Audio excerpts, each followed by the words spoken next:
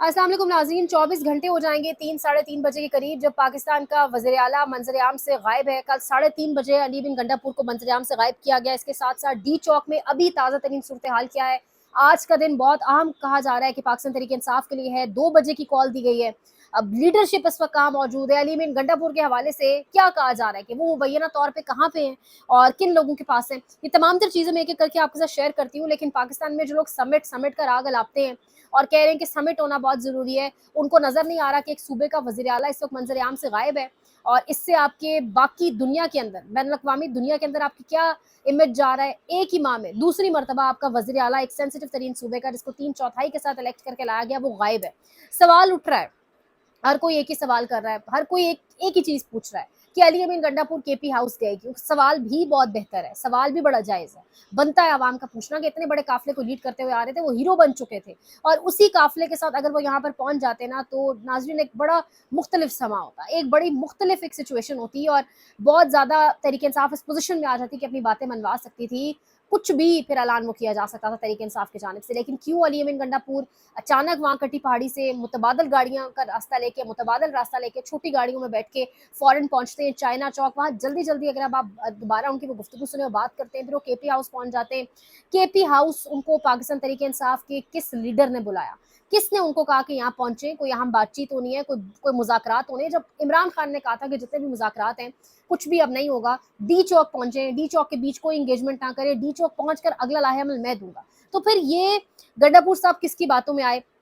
अब बात वही है, सदीक जान साहब भी रात को कह रहे थे कि इस बार अली अमीन गंडापुर को बाहर आके सब चीज़ें क्लियर करनी होंगी। इस बार वो काम नहीं चलेगा कि पिछली बार की तरह वो आए और कहें कि मैं मुलाकात के लिए गया था, 7-8 घंटे गायब रहा। इस बार ऐसा नहीं होगा। अली अमीन गंडापुर ने, मुझे पता है ये बड़ा हो जाएगा जुमला और शायद क्रिटिसिज्म भी बड़ा है इसके बाद, लेकिन अली अमीन गंडापुर ने इस तहरीक की कमर तोड़ दी है।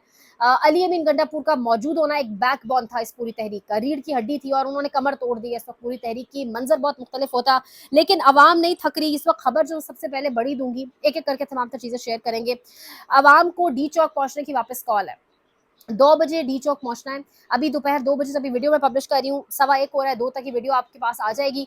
2 बजे पहुंचने की कॉल है। सिचुएशन क्या बनती है, बड़ा अहम दिन होने जा रहा है पाकिस्तान तहरीक इंसाफ के लिए। अली अमीन गंडापुर के हवाले से जो जियो न्यूज़ के सहाफ़ी हैं, जो माउथ पीस है हमारे कुछ लोगों के, वो ये कह रहे हैं कि अली अमीन गंडापुर कोसार कम्प्लेक्स में नहीं है। पिछली मरतबा वो कोसार कम्प्लेक्स थे, लेकिन इस मरतबा अली अमीन गंडापुर मारगला रोड पर एक खुफिया एजेंसी के मेस के अंदर मौजूद है। उनकी खातिर तवाज़ो हो रही है, ये तंज किया गया है।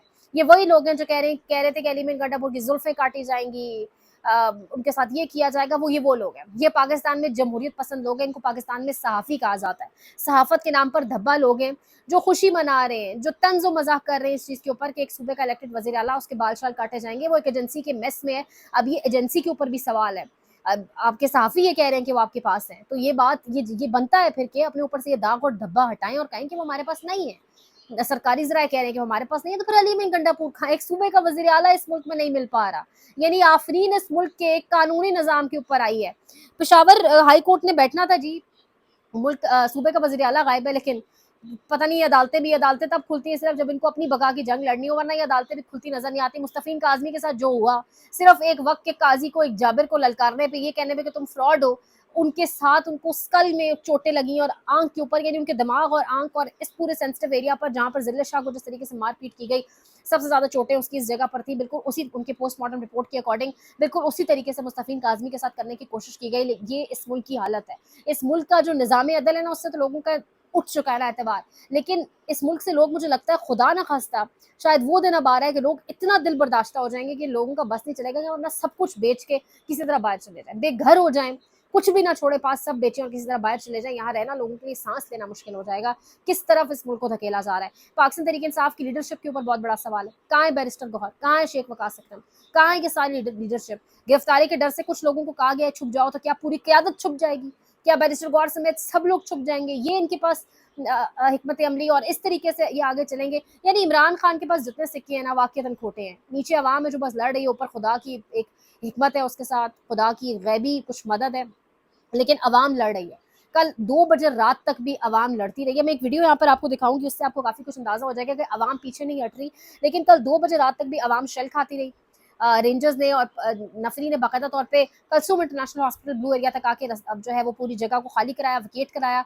अब जो लोग हैं वहाँ पर, जो बिल्डिंग्स में घुसे थे, जो ऑफिस में रह के खुद को हाइड कर रहे थे, छुप रहे थे, मैं एग्जैक्ट जगह नहीं बताऊंगी कि लोग कहाँ कहाँ पर हैं, ऑब्वियसली सिक्योरिटी रीजंस है, लेकिन लोग जो छुप रहे थे बाकायदा उन जगहों की रात को सर्च ऑपरेशन किए गए। केपीके के काफिले का लोग पूछ रहे हैं, केपी का जो काफिला है उसके जो लोग हैं, क्योंकि उन्होंने 40-40 किलोमीटर पैदल सफर किया है और उन्होंने बहुत वो तकरीबन 18-18 घंटे उन्होंने मजामत की है, तो इस टाइम वो जो तमाम तर काफिला है उसके लोग कहाँ पर हैं ये भी सिक्योरिटी रीजन की वजह से नहीं बताया जाएगा। लेकिन ये मैं आपको बताऊं कि वो लोग इस्लामाबाद के अंदर ही मौजूद हैं, वो इस्लामाबाद की प्रेमिसेस में ही है, वो सब लोग आज सामने आएंगे नमाज असर के करीब करीब। ये खाली डी चौक नहीं होगा, सिग्नल्स बेशक आप खोल दें, रास्ते बेशक आप खोल दें, ये इमेज बनाने के लिए कि हमारे कंट्रोल में आ गया है सब कुछ। मोहसिन नकवी ये अपने आकाओं को जाके बता रहा है कि देखिए नहीं सब कुछ कंट्रोल में है, रास्ते भी खुल गए हैं और डी चौक खाली है, तो ऐसा कुछ भी नहीं होने जा रहा। कॉल वापस दी गई है, रात गए पाकिस्तान तहरीक इंसाफ की सियासी कमेटी का दोबारा 2-2:30 बजे के करीब इजलास हुआ, दोबारा ये कन्वे किया गया और जो अटक जहलम मरी करीब तरीन इलाकों के लोग थे उन्हें दोबारा कहा गया कि पहुंचे। इस्लामाबाद के लोगों को कहा गया कल दोबारा ताज़ा दम होकर पहुंचे। केपी के लोग शायद खटक समेत तमाम तर लोग मौजूद हैं। केपी असम्बली का अहम तरीन इजलास है और जो इजलास है उस इजलास में बाकायदा तौर पे उसका एजेंडा ही केपी वज़ीर आला की गुमशुदगी, और इजलास के अंदर कुछ एमपीएस जो है वो तकरीरें करेंगे और कुछ एमपीएस यहाँ लीड करेंगे उस तमाम तर एक तहरीक को, जो सारा काफिला बड़ा वहाँ से यहाँ पहुंचा है, उस तहरीक को लीड किया जाएगा। अली अमीन गंडापुर के हवाले से अब देखना होगा कि वो अल्टीमेटम देती है पाकिस्तान तहरीक इंसाफ या किस तरीके से उनकी बाजियाबी मुमकिन हो सकती है। ये एक सूबे का वज़ीर आला है, सूबे को रिएक्ट करना चाहिए क्योंकि ये सूबे की मैंडेट की तौहीन है और जिसने की है, जो लोग कर रहे हैं वो डेफिनेटली पाकिस्तान को आग की तरफ धकेलना चाहते हैं इस टाइम। ये एक मेरे पास वीडियो है, पहले वो दिखाऊंगी मैं आपको, लेकिन इसके साथ साथ खबर ये है कि इमरान खान के ऊपर मुकदमा कर दिया गया है जी, एक और मुकदमा इमरान खान के खिलाफ अगवा, डकैती, इक़दाम कत्ल, कार्य सरकार में मुदाखलत और एटीसी एक्ट समेत 13 दफात का एक और मुकदमा दर्ज। पुलिस कांस्टेबल को खुद शहीद करके, खुद सब कुछ करके, नामालूम उतार के मैदान के अंदर, और अब मुकदमा अब एक और ताकीद की जा रही है। पाकिस्तान तहरीक इंसाफ के जो ग्रुप्स हैं वहाँ पर ये सर्कुलेट करवाया जा रहा है मैसेज के डी चौक में मोबाइल सिग्नल खुलने की कुछ इतलात है। एक बड़ा खतरा है कि मुजाहिरीन और मददगारों की शनाख्त के लिए जियो फेंसिंग का इस्तेमाल किया जाएगा। बराए मेहरबानी इस इलाके में फ़ोन को हवाई जहाज़ मोड यानी कि एरोप्लेन मोड पर करके रखें। बराए मेहरबानी दोबारा पोस्ट करें। इस तरह की जो बातें, इस तरह की जो हिदायत है वो की जा रही पाकिस्तान तहरीक इंसाफ के ग्रुप्स के अंदर मुख्तलिफ, और बाकायदा भेजा भी जा रहा है सहाफ़ियों को कि इस चीज़ों को अगर आप आगे स्प्रेड करें तो अब ये इस तरीके से तहरीक इंसाफ आगे बढ़ेगी। तहरीक इंसाफ का कारकुन जो है ना, जो मैदान में लड़ रहा है, वो पीछे हटने को तैयार नहीं है। वो कह रहा है जब तक खान अडियाला से नहीं कहता। इमरान खान से भी कुछ मुलाकातों की खबरें आ रही हैं, इस पर हर कोई अपना तज्जिया दे रहा है। इस खबर को मैं इंडोर्स नहीं कर सकती क्योंकि कोई कंफर्म्ड इतला किसी के पास नहीं है, लेकिन तज्जिए यही आ रहे हैं जो ज्यादातर आ रहे हैं कि मुलाकात हुई, खान ने अपनी शराइत रखी और खान ने जो शराइत रखी है वो अगेन डेफिनेटली अगलों ने माननी नहीं है, तो उसके ऊपर डेडलॉक किया और खान ने कहा कि एहतजाज बढ़ेगा, कम किसी सूरत नहीं होगा। बहनें इमरान खान की इस वक्त कहाँ, ये एक बहुत बड़ा सवाल है। इस मुल्क के अंदर माँ बहन बेटी की इज्जत बिल्कुल बिल्कुल खत्म हो चुकी है। अगर आपको लगता है ना कि इस मुल्क में किसी औरत की कोई इज्जत है और आपने दुपट्टा ओढ़ा हुआ है, चादर ओढ़ी हुई है, तो कोई रिस्पेक्ट करेगा, ऐसा दूर दूर तक नहीं। ये वीडियो देखें, ये फिरौनियत देखें। मोहसिन नकवी ने एम्बुलेंसेस को मना किया हुआ है कि अगला तड़प रहा हो, मर जाए कोई कारकुन, तुम लोगों ने उसको हेल्प नहीं करनी। ये वीडियो देखकर रात मेरे रोंगटे खड़े हो गए, जरूर देखिएगा। यागा शेख सरवर ने वीडियो बनाई है। सलाम सबसे पहले ऐसे जर्नलिस्ट को।